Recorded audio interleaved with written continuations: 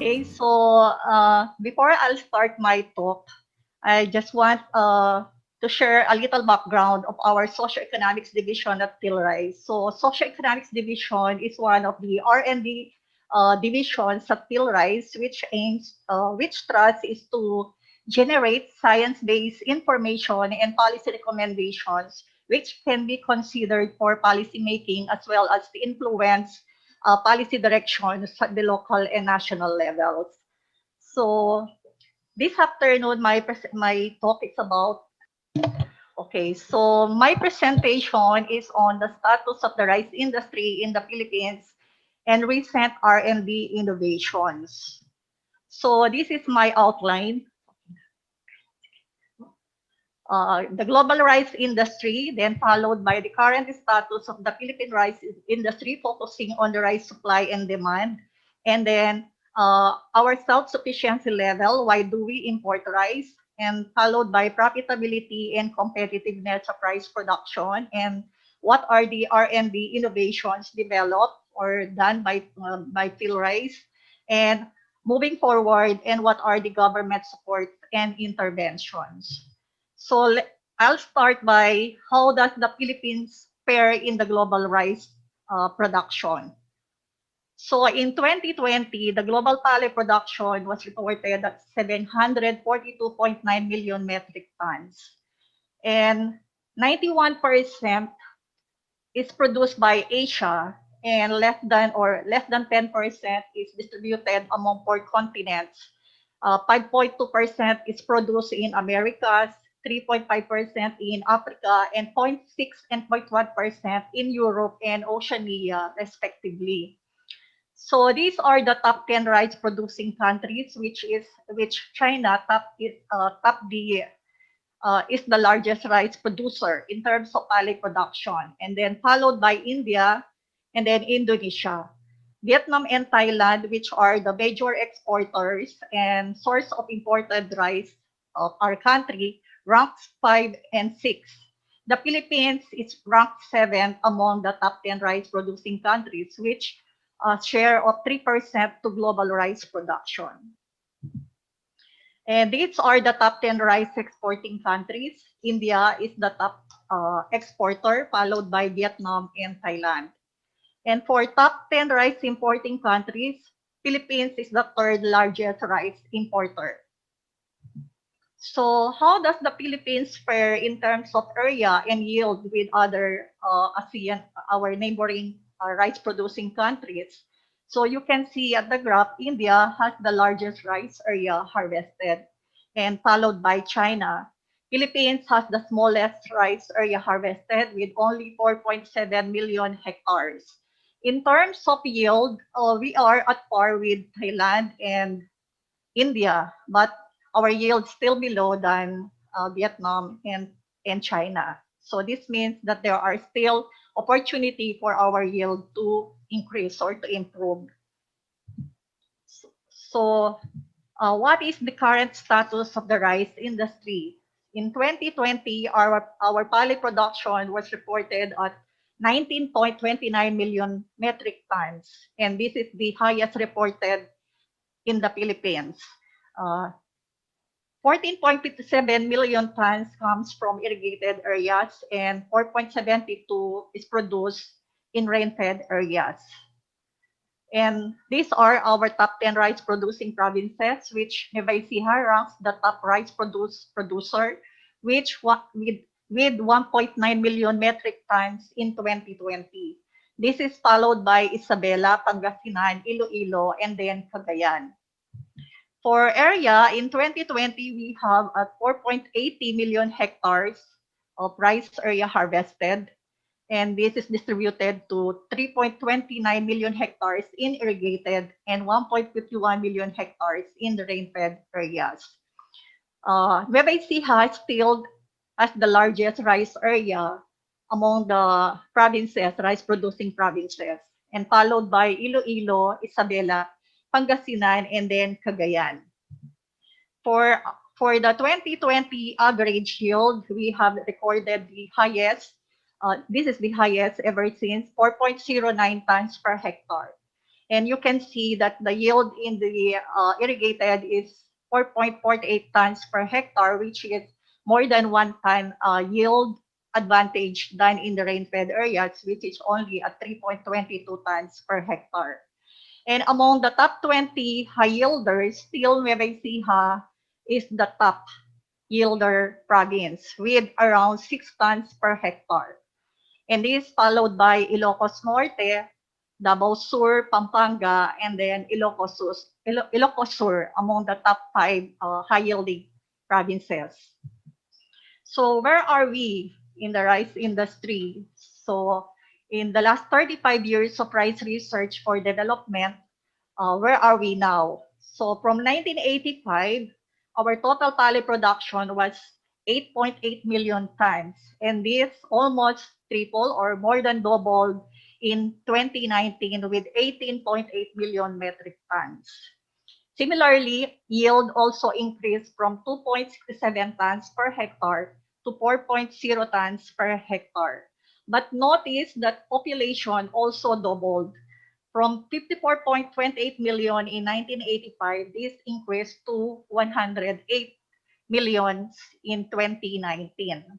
So when you look at the population and production growth rate, you will on different periods, you will notice here that production growth is behind the population growth. So mas mabilis yung growth ng population relative to production growth.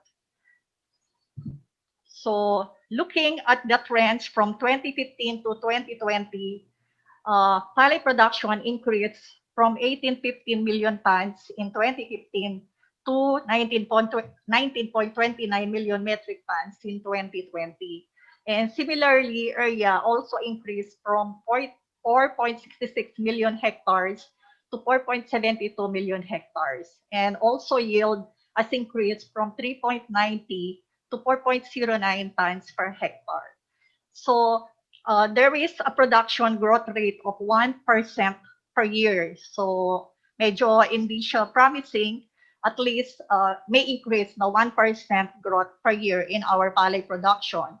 And this growth comes mostly from yield improvement, which is 0.82%, and less contribution from area harvested, which is only 0.22%. And this is because of the limited opportunity for area expansion in our country due to limited land area available. And also production cost, this is the cost of producing 1 kilogram of palay.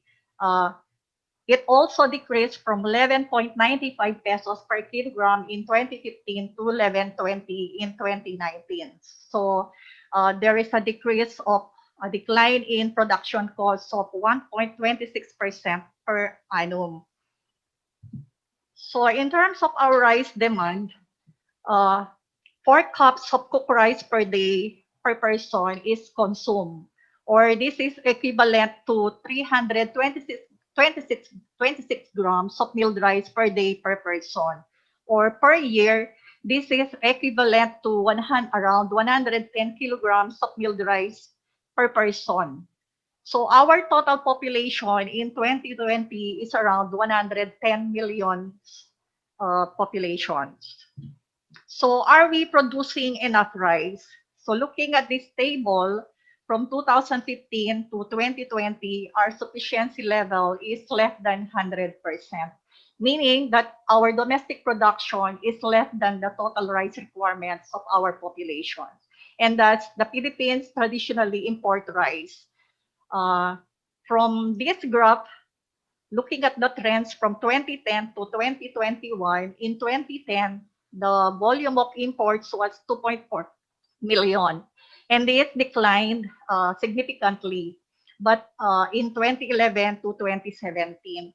But it rises again to 2.5 million tons in 2018, and during the launching or implementation of the rice tariffication law in 2019, rice import volume increased to 2.9 million tons, which is the highest reported volume of imports that entered in the country. but this declined to 2.45 million tons in 2020. This is because one of our major exporters, which is Vietnam, during the COVID outbreak in early 2020, temporarily stopped exporting rice.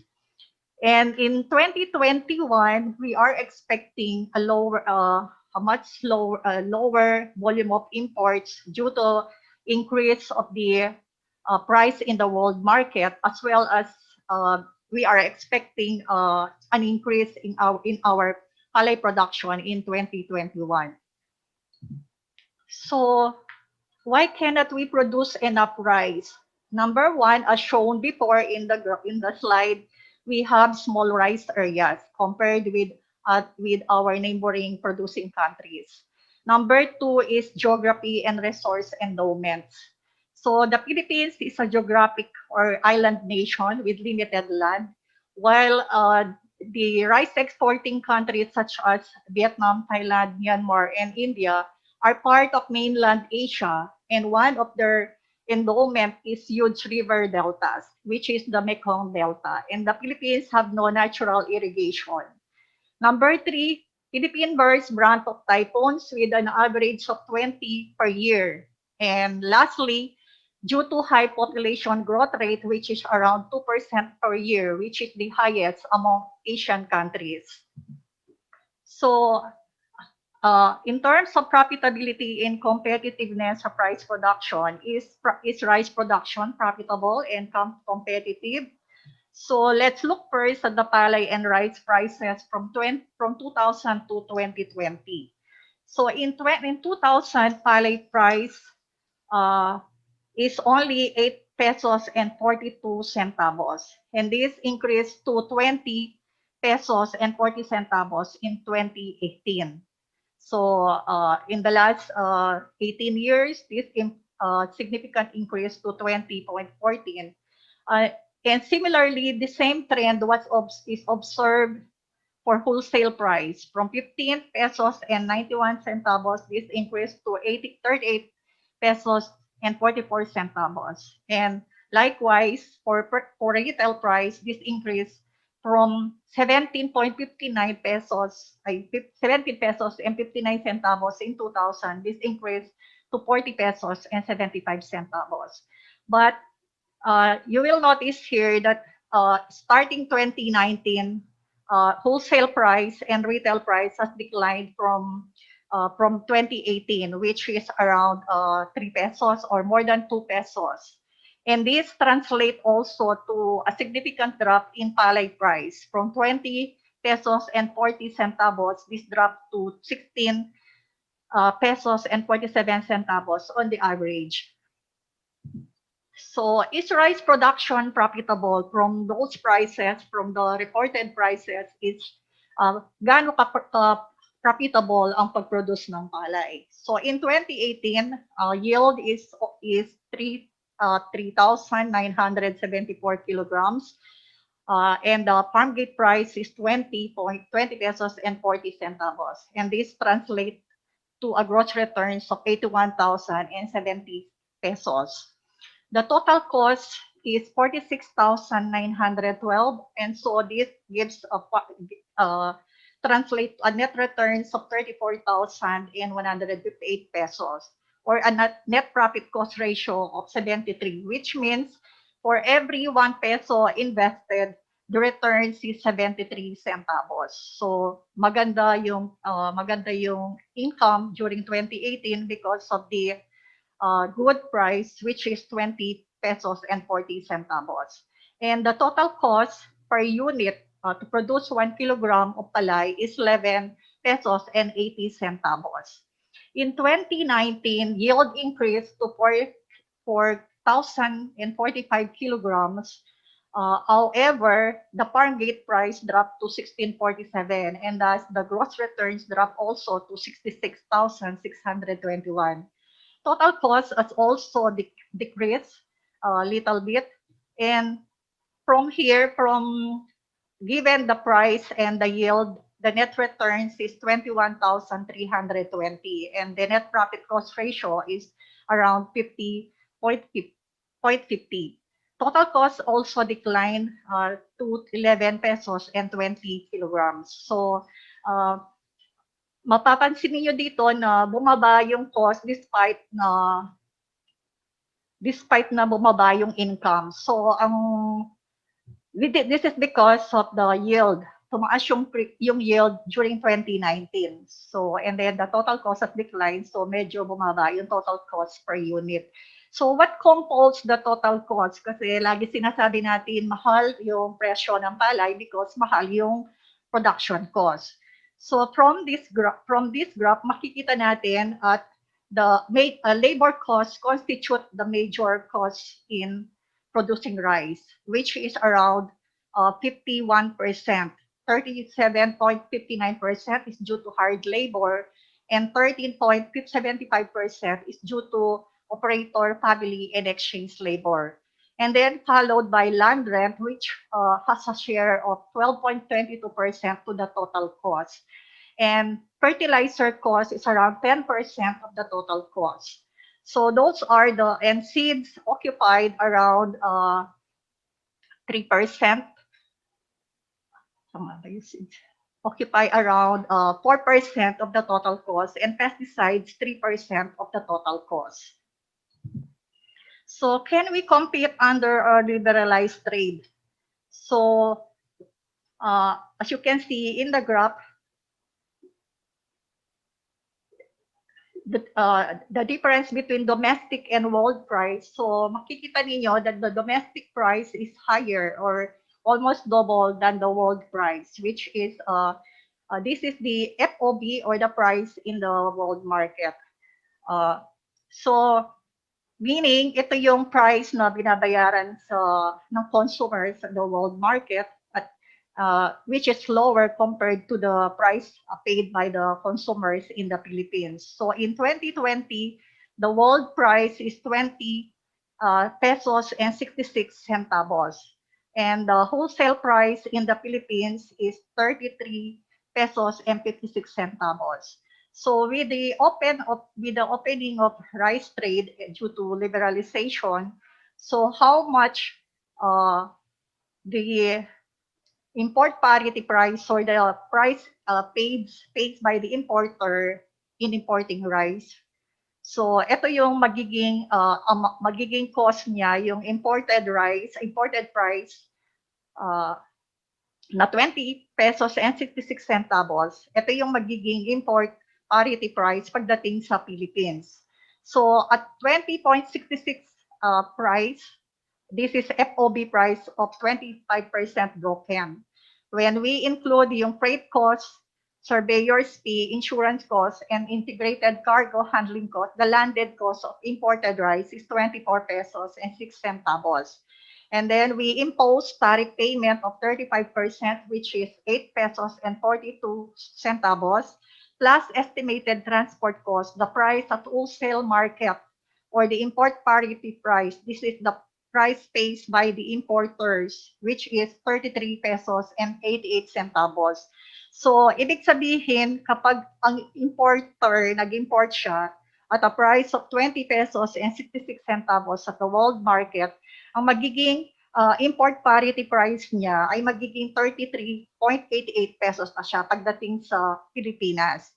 So when compared with the domestic price, this is now almost comparable. So ibig sabihin, it is hindi na ganon malaki yung incentive for importers to import because of the because it almost the same with the domestic price.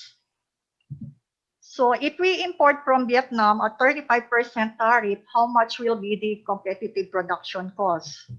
So the average product price of dry paddy is 16.23 centavos.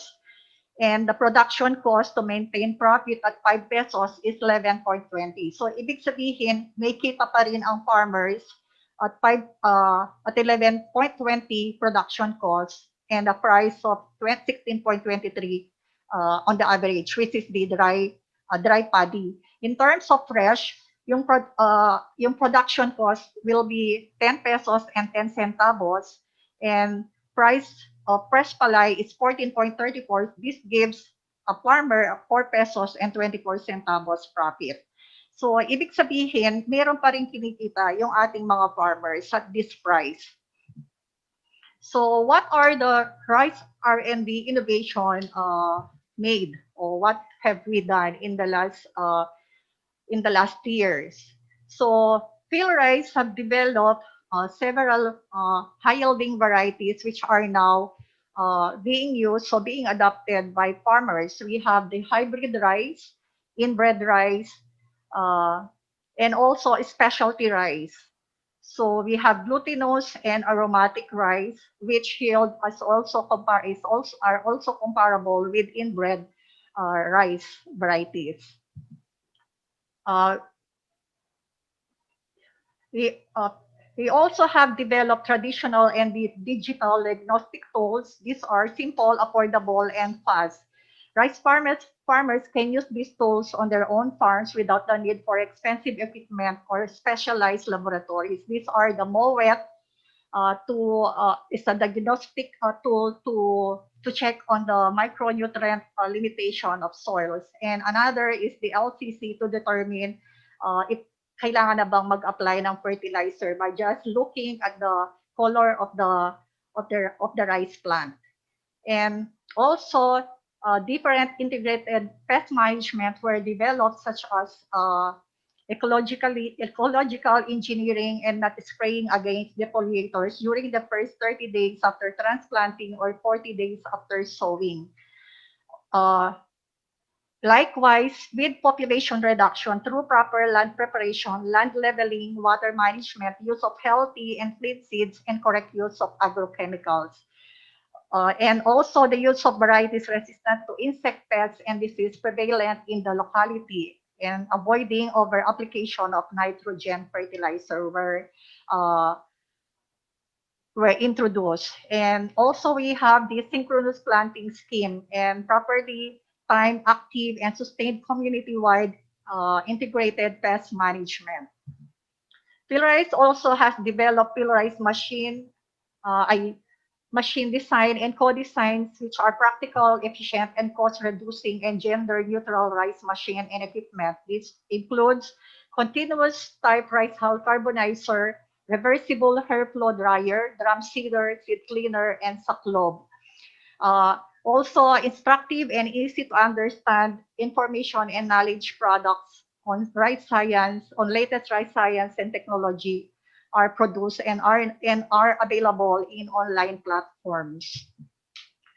Backed by years of research and field tests, PhilRice extends its knowledge and technologies to extension workers, policymakers, rice farmers, and other stakeholders, such as the Polycheck training for extension workers and farmers, rice specialist training course, farmer field school, customized training on trainers, and lakbay palay.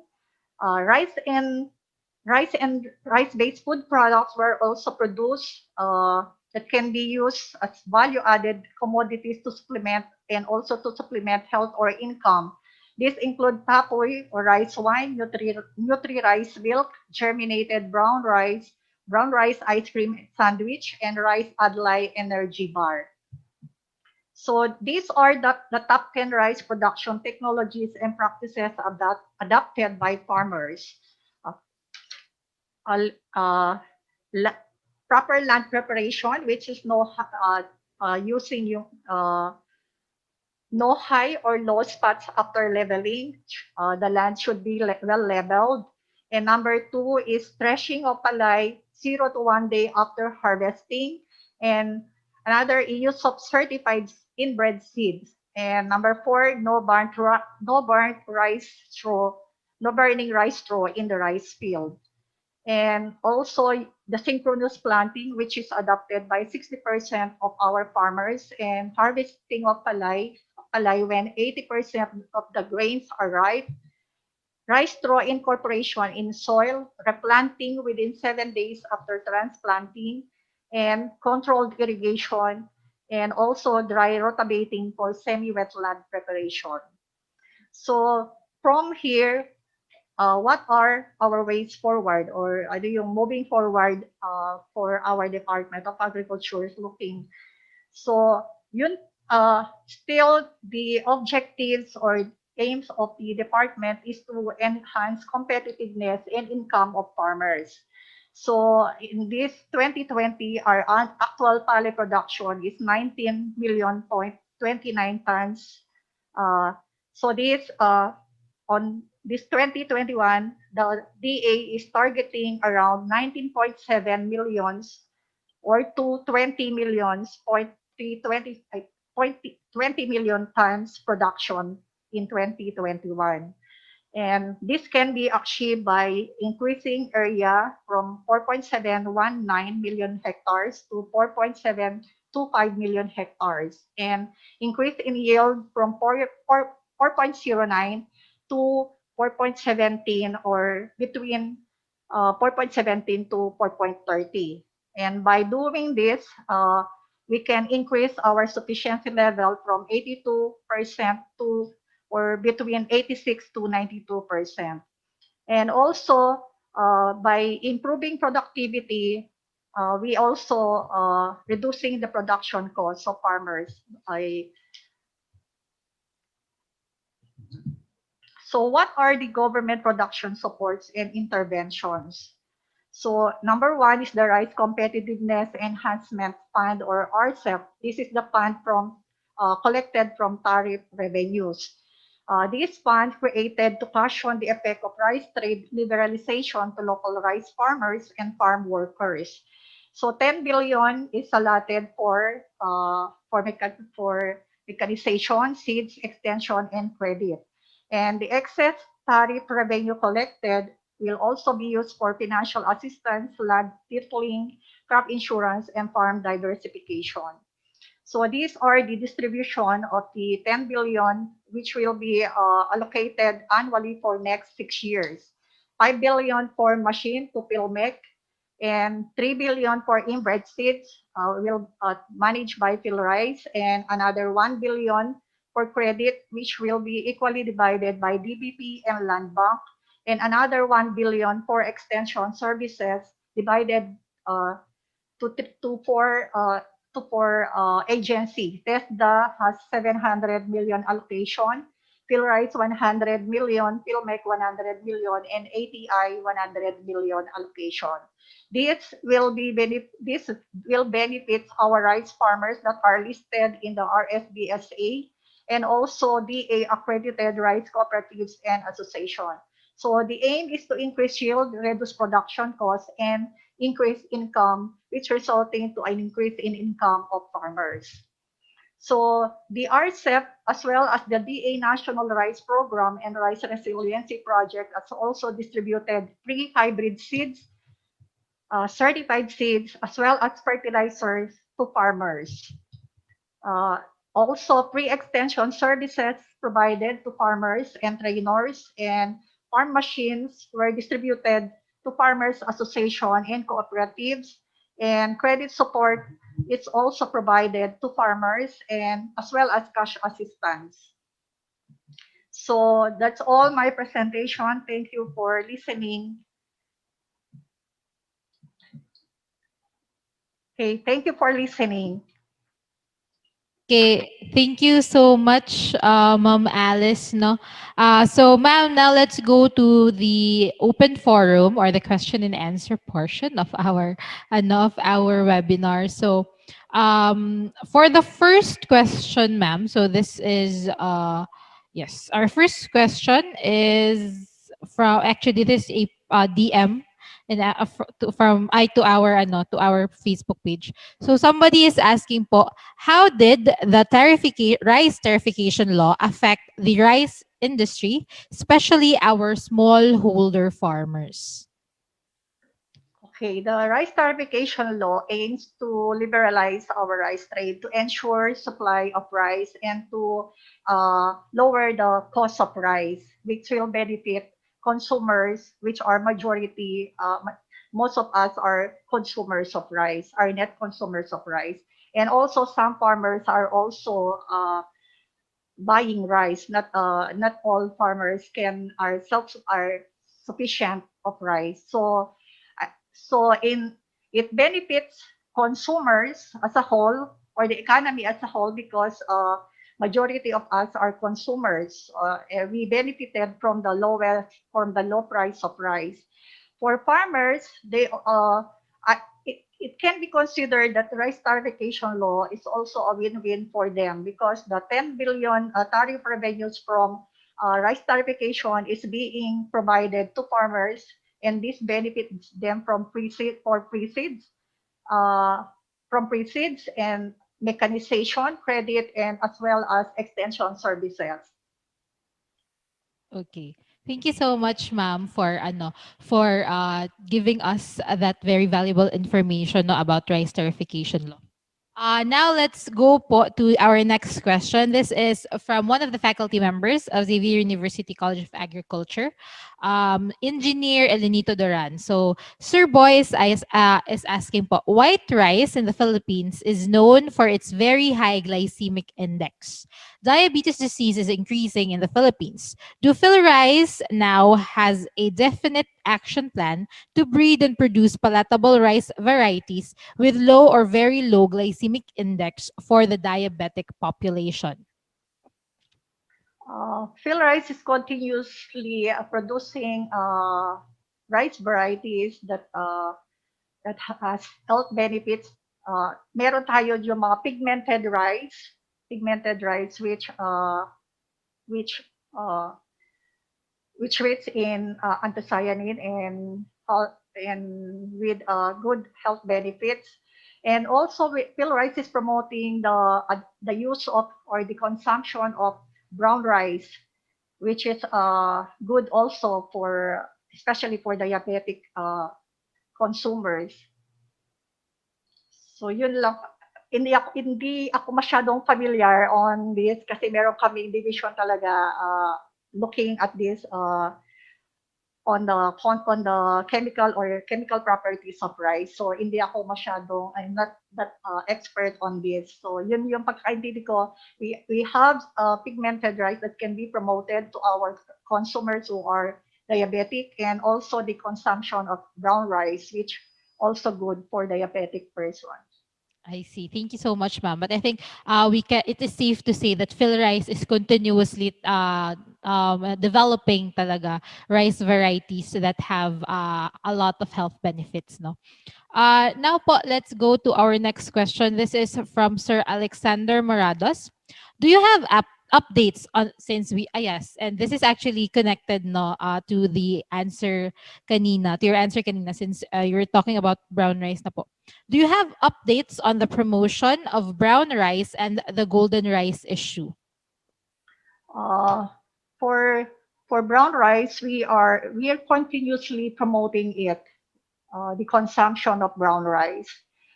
In fact, PhilRice it's developed at several brown rice mill facilities, and these were provided to farmers association and cooperatives to produce brown rice for their consumption. So continuous yung pa rin promotion ng brown rice consumption. About golden rice, wala ako masyadong idea on golden rice, and I'm not in the position to speak on the golden rice. Okay, thank you so much, ma'am. So yes, I think there are still a lot of issues surrounding the golden rice, no? Kasi parang marami pang i-fix if commercially available na ba siya or something. But to our viewers, don't worry. I think there are references that you can see na in the net about it, and also in the later part of our webinar, I think we will also tackle more about golden rice varieties in the next episode siguro ng ating webinar. Uh, Now, another question po from Sir Alexander Morados. What do you think is the future of the Philippine rice industry, especially among the smallholder farmers in the next 5 years?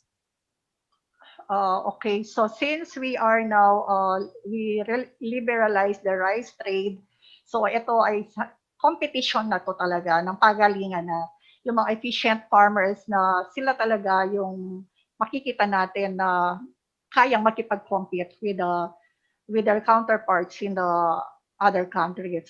So for small farmers, uh, so marami kasi sa ating mga farmers pa din ang mababa yung kanilang yield.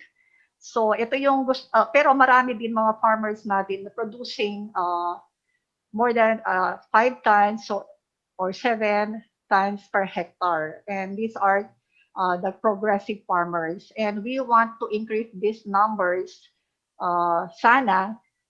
Kaya nga yung ito yung mga intervention ng DA, yung mga binibigay ng mga free seeds o mga mechanization to lower production costs, training and credit, and other assistance to help our farmers improve their competitiveness so that they can be able to compete with their counterparts in other countries. So, pagalingan talaga ito. So, kailangan talaga mag-improve yung mga yield ng ating mga farmers for them to be able to compete at manatili dito sa rice industry. Yes. So hopefully no we will be able to hit those targets yung mga mga kailangan natin. Our rice farmers can hopefully rin our rice farmers will be globally competitive na in the next 5 years. Now let's go po to our next question. This is from Mr. Clark Villarin. He is asking, is rice still high in demand in the Philippines? High, still has high demand in the Philippines. Yun po yung question niya po. Of course, because rice is our major staple. So talagang yun pa din, yun talagang medium, talagang mataas pa rin talaga yung demand kasi majority naman talaga sa atin ay nagko-consume or kumakain ng rice. So talagang andyan pa rin yung demand for rice. Pinakita ko nga kanina, the per capita rice consumption for rice is still high at around 110 per annum per person. So, mataas pa rin yung demand for rice. Yes, oo nga. That's actually a lot of of rice that a person consumes a year, no.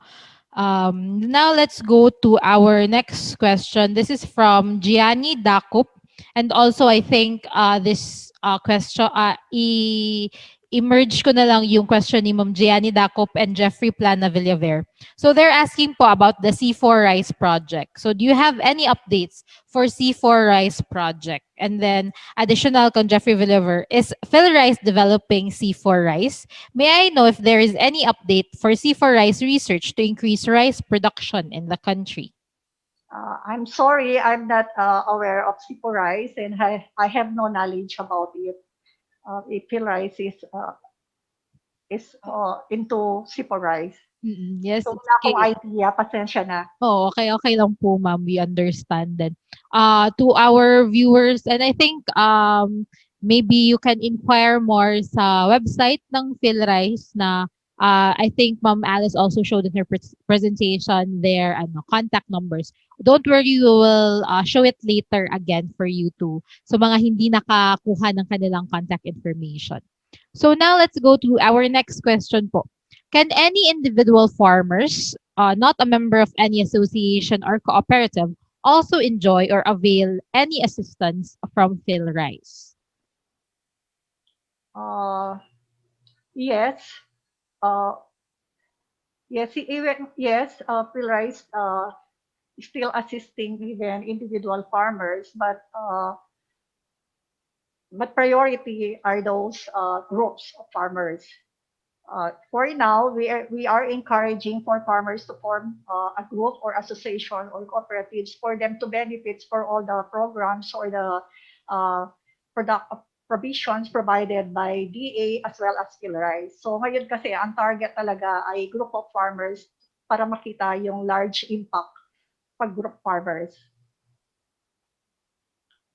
Okay, I see. Thank you so much, ma'am, for clearing that up. So, just to reiterate, no, sabi nga ni Ma'am Alice, yes, if you are an individual farmer that you are and you are not affiliated with any associations or organizations, you can still avail of the services and projects or programs of PhilRice. But again, their priority is of course those that are members of cooperatives or farming associations. Kasi nga, this is what most government agencies are promoting talaga to have to be members of organizations para mas madaling mabigay yung ating mga tulong or assistance. Okay, now let's go to our next question. So, ma'am, somebody is asking po, why do you think our smallholder or rice farmers still remains poor, or they are not that well, are not that successful in farming or in their financial status po? The average rice area cultivated by our farmers in the Philippines is only 1 hectares. Or kung sobra man yan, maliit lang. Sobra man sa 1 hectare, maliit lang. So, nakita man na ninyo kanina yung profitability na rice production. So, so if you produce only 1 hectare and the net returns dependent pa rin sa yield mo and the price. So medyo hindi talaga siya enough to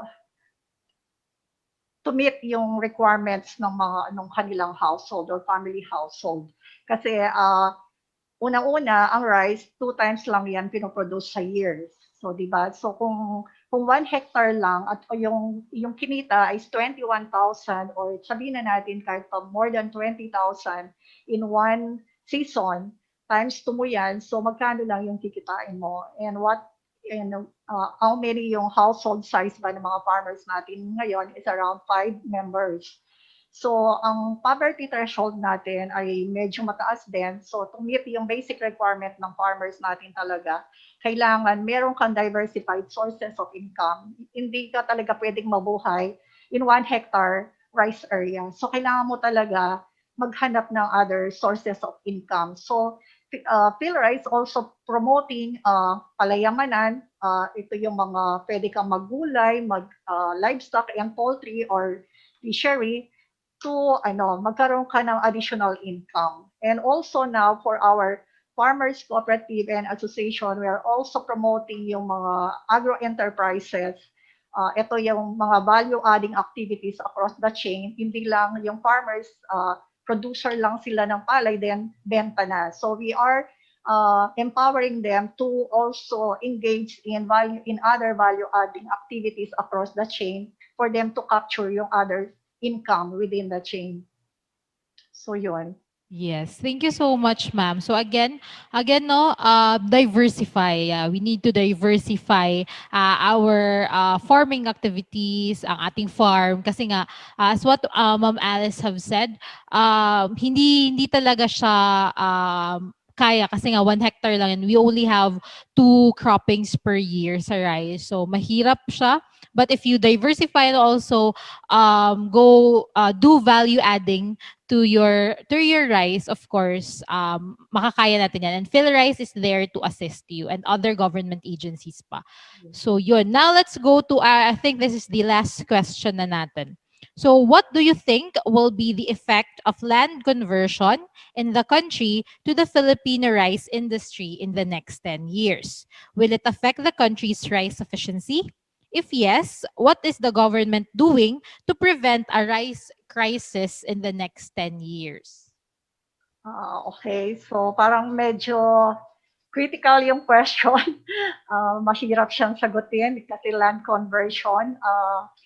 Of course, kanina pinakita ko nga na limited lang, maliit yung ating areas for rice. And if land conversion continues, kumbaga parang mag-shift yung ating rice area to other land uses, so ibig sabihin, liliit yung ating area for rice cultivation and that will affect our rice production, our palay production, our domestic supply. So, kumbaga, parang may effect siya sa food security. Kumbaga, kung liliit yung ating palay production because lumiit yung ating rice area. So, malaki yung magiging effect niya kung continuous nga talaga yung conversion ng ating rice area in terms of palay production and security and food security in the future. Kung ano ginagawa ng government on land conversion, hindi ko din siya kayang sagutin. Pasensya na din kasi it's medyo critical yung issue on land conversion. So I'd rather not to answer na lang. Okay, okay po. We understand po, ma'am. But thank you for giving your thoughts na about land conversion kasi nga medyo nakakatakot din kasi nga it can greatly affect then our rice sufficiency, our rice supply in the near future. But hopefully no it will not come to the worst case scenario. So now, ma'am, again, thank you so much, Ma'am Alice, uh, for answering all our questions kahit madami-dami sila. And of course, thank you rin po for that very informative presentation that you gave. Now, ma'am, as our last request, we would like po sana to ask you for a closing message for all of our viewers, especially now that we have a lot of viewers who come from the academe and also students and faculty that are involved in the agriculture industry. So ano po yung masasabi niyo sa kanila? Of course, we also have viewers from the private sector and the government agencies. So any message for our viewers po? Siguro my message, focus ko na lang sa mga youth, sa mga students, kasi Xavier University, College of Agriculture. So, siguro focus ko na lang yung message ko for our youth. So, DA acknowledge yung potential contribution of our youth, our agri graduates, sa pag-unlad or for improvement of our agri sector. And DA has launched yung program na Mentoring and Attracting Youth in Agripreneurship Program.